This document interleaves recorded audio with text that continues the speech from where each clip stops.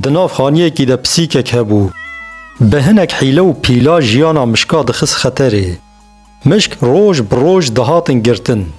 یه ساخت دمان جتر سادمرن مشک ربن به تو اوایی نکاربون خوش دست پسیک خلاص بکن هنگی ترسا پسیک لسر وان هبو بشو راند زان جبو نیخو نوان هر جارا پسیک برچی دبو دقلو قویران دلوان دگریا و بنیچی راوان پر کیف خوش دبو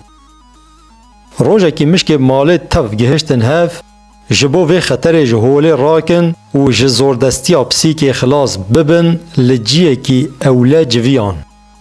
هر یکی نیرینا خوا گوت و گلک نیرین جدا پیشکش کرن هنکا دو گوت ام دوی وی گره بدن هنکا دو گوت ام لنگی وی گره بدن و هنکا دو گوت ام بچاکوچا دو درانی وی بشکنن جه خلاص بدن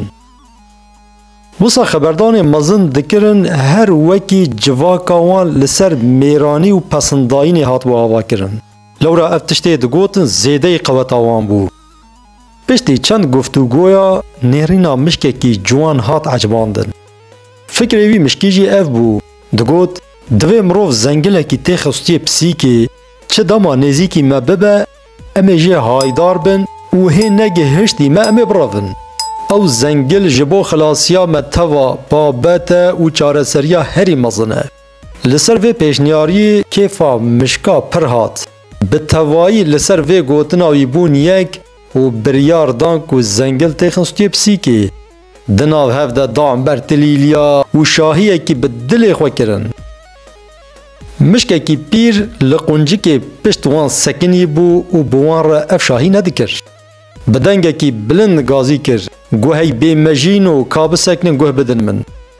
دجار کی ده تف سکنین و بر خودان گوتن کرم که بیجه کاته چه بیجی مشکه پیر جوان را گوت اره فکره و باشه هون زنگل تخصتی پسیکی بلکی هون جه براون و خوا خلاص بکن لی دناو و مشکاده یه وصا جهاتی هنه کوی زنگلی تخصتی پسیکی مشک هما دجی خود جمدین بره خودان هف و دنگ جیکی در نکت باش دزانه بون جبو مشکه کی یا هری زحمت هفه کو بویره زنگل تخصتی پسیکی گلی برانا اف چیروک لسر وی اکی تیگوتن دما پرسگره که مازن چه دبن پیشی مروف شیورا خود که یا راست اوه لیبل تشت زیده قوتا خود دما مروف بین زمان اف جه شیوره درد کفه دبه پیکنوک گلک جاران ام دبهیزن جبو چاره سریا هنک روش نخوش چند حبی خوینا و نشیرین خود دم پیش دبیجن ها وصا بکن یان ها وصا بکن و رید دم بر یکی لی مخابن او بخوجی نویرن خو ببنی خو بردم بنی بیری پیشین مدبیجن بگوتا گوت مروف ناچا جوت دماتا تشتا گوت کرم که خو بده پیش کی لپشتا نسکنه مالاوی ناوا